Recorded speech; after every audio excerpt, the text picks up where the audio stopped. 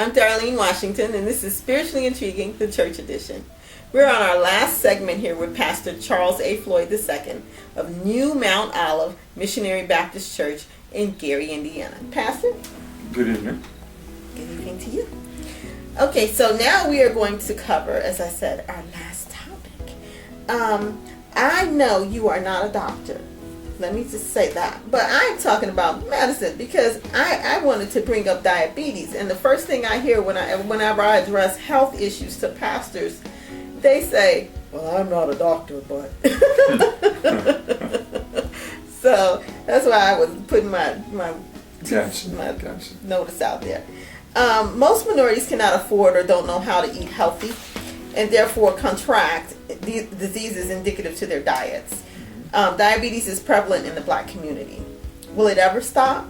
How can we conquer diabetes and other diseases when our diets consist of sugary drinks, multiple sweets, and starches? And how can we make this argument when there are celebrities with diabetes like Tom Hanks, Halle Berry, Randy Jackson, and Bret Michaels?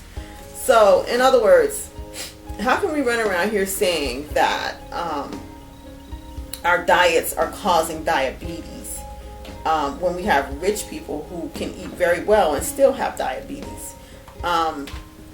Yet, there is some truth to that, and we're going to get to the salt of this matter in just a moment. I don't see a difference. Just because Halle Berry or Tom Hanks or Randy Jackson has diabetes, they eat the same stuff that we do. Mm-hmm. Okay? Well, first of all, let's get back to the issue. I think in the United States, and I've traveled all across the country so I can speak with some experience. When I went to Russia, their food tastes totally different than it does here. Mm-hmm. The Coke over there does not taste like Coke over here. Mm-hmm. Why? Because they moderate what can go into it. Right. They do not want their citizens fat and obese and out of shape. Okay. One of the things that we as black people do, and you're right, we eat a lot of stuff that is not good for us. You know, the ham hocks, the pork, the salt, all of the good stuff that we grew up on. Diabetes can be conquered not necessarily by a meal change, but a life change. But also, it has to be a societal change as well. And the reason I say that, let's say you are not making a living wage, and you go to McDonald's. Well, what are they going to give you? You can get a burger for 99 cents. Right. But a salad, that's going to cost you $2. Right, exactly. That's what you can get. That's the salt that I was talking about. You can get a large drink for 99 cents. But a bottle of water, ooh, that's $2. So, what are you going to spend your money on? What you can afford. What you can afford. And what you can afford is the stuff that's going to kill you. Mm-hmm. Why is that? Good question. It's like, why? One thing you think about in terms of medicine here, I have no disrespect toward those in the medical community, but if you look at it, there is more money in treating the issue than curing the issue. Mm-hmm.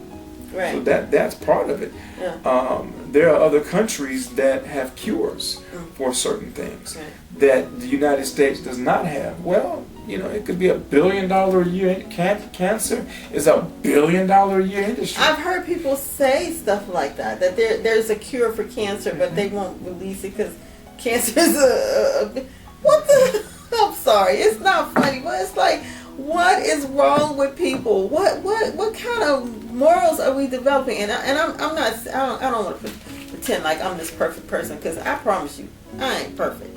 I got some issues, you know, and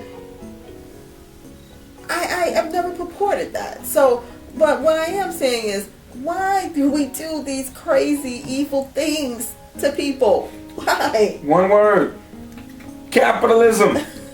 We want to make a profit. The same reason why a major franchise, I refuse to call the name because they got deep pockets, but overseas they are adding things to their meat, like meat fillers and that sort of thing, that would take cuts of meat that were not fit for human consumption, clean it down with almost chloride and things like that, and it becomes a paste. Then they put meat filler in there, put it back in a package, and slice it up. What could have cost a couple of dollars now is being sold in restaurants for $100 a slice. People, it's all about money. Right. It's not about morality. It's about money. Capitalism. And that's what the United States, the economic system is based off of. Capitalism. Yeah, I know. But it's like, I don't know. It's just like, this reminds me of the Emperor's New Clothes. It's an old tale, but that's what this reminds me of. It's like, if we keep doing this, we're going to spite ourselves. And we could be non-existent. We're making fools of ourselves, doing these horrible things to all these people who are in turn the citizens. This is it's our planet, it's our people, it's our society, and we are just being just crazy against people. And I don't understand why we're hurting so many folks. I just don't get it. I don't get it. That's because it's not a moral issue. It's a financial issue. Right, but that to me, it is a moral issue that it's a financial issue. And And I agree. Yeah, so I understand what you're saying. It is a moral issue that it's a financial issue, because when you take everything that matters and put a dollar symbol next to it, then it's like the mad scientist theory as well. It's like, why do that? Why do it? You can do it, but why? But why? Why? Okay, so you want to make the money. What is the money worth when you are seriously crippling society? When you are destroying the very people that you're trying to profit off of? Don't care. Yeah, and so eventually folks are going to care. Folks are going to care eventually. I just don't want it to be too late. Aren't insurance companies in the business of providing insurance? Yeah. Well, the reality is a human life is only valued in terms of its financial income stream. Your life is going to be worth to me as much as you pay into my policy. I'm going to drop you when you cost me more than what you paid in. Yeah. Because now you're tapping into my capital reserves. Yeah. That's one of the biggest rackets it is. I know. I just Capitalism. I feel like such a whiner and a complainer, but it's just too sad. It doesn't work for me. And which I'm segueing into Robin Williams about this, because, and let me show you the connection. Robin Williams is out here. He's a comedian, right? And he's doing his thing, and he's depressed, and he's down. Now, I don't know if his was a chemical imbalance or if he was mentally ill, whatever have you. But the point is, maybe, just maybe, he wanted to talk about the problems in the world, and just maybe folks just wanted him to make them laugh. And this is the thing that's going on with our society. It's like, oh, I don't want to hear that. I just want to talk about the bottom dollar. And then the end result will be a similar thing that has happened to Robin. Robin is gone. These people that we are harming are going to disappear. They're going to die. There will be no more people to profit from, because we will have killed them all with bad meat, with diabetes, with guns and hate and religion, and all these different things that we are using as catalysts to hurt and to make ourselves feel taller and better. When all we're doing really is destroying society. I would agree with you. The Bible addresses that. The Bible has said, the fool has said in his heart, there is no God. If there is a God, that means I'm accountable. And if I'm accountable, then there must be a rule and regulation that I must follow. Mm-hmm. If I break all of the shackles and connection to God, I'm free to do what I want. Right. And without God, I'm not going to have a moral compass. I'm not going to have a conscience. Right. And I can do whatever I want. And I can hurt and maim people, and it's okay. I hear you. Here's another topic I want to talk about. Now, just think about this for a moment. Casey Anthony and others convicted or involved in child deaths are among the most hated in the world. How do you forgive someone like a Casey Anthony? Is this the same kind of hatred that drives racism, a mob, and other murderous crimes? And the reason why I ask this question is, I was thinking of some situations, people who have family members, such as a Casey Anthony, or even a what's the guy who murdered his pregnant wife?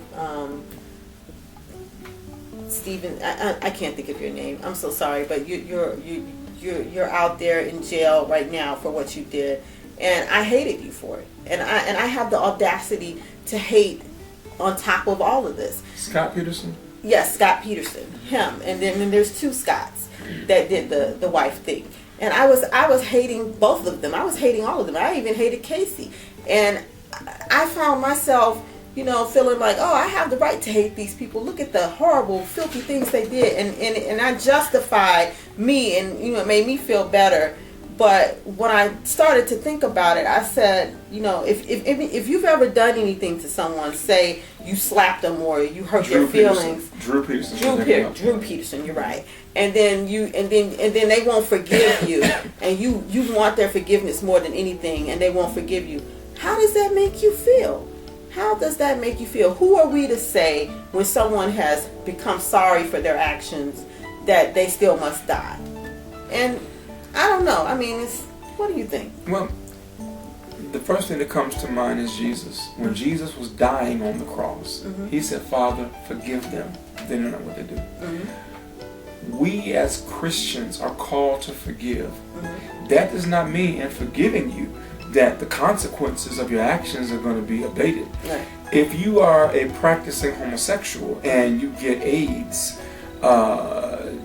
and you confess your sin to God, you ask God to forgive you, well, yeah, when you die, you're going to heaven. But guess what? While you're down here on this earth, you still are going to have to deal. You still got AIDS and have to go through that. God tells us that as Christians, we have to forgive. Why? Because God forgave us. Right. And it is only through the power of the Holy Spirit that we will be able to forgive someone that has hurt us so deeply. Right. And God does not care whether they forgive us. That's not the issue. The issue is not their response to us. The issue is our response to them. Yeah. And that's very powerful. But what brought this question into my heart was the simple fact that I grew up around people who had siblings and they fought all the time and fought, hitting each other and hating each other. And so now they're all grown people with different, children and grandchildren and things of this nature. The families are still apart. Divided. They are still divided and dysfunctional because no one will forgive the other one for what each has done to the other. And when you see this, it's like to me that's like ongoing hatred. It's like when you just wake up in the morning and you just want a reason to kill or maim or hurt or be awful to someone just because that's what you want to do. Well, that's a form of self-medication. Hurting people will always hurt other people. The real core issue is if nothing can be done to eliminate the dysfunction in your family, what can be done to eliminate the dysfunction within you? I see. That's a very powerful thing. It's good to hear that type of spiritual thought coming from you, because as I said, hatred is so powerful. It's driving the racism, it's driving the religious wars, it's driving the classism.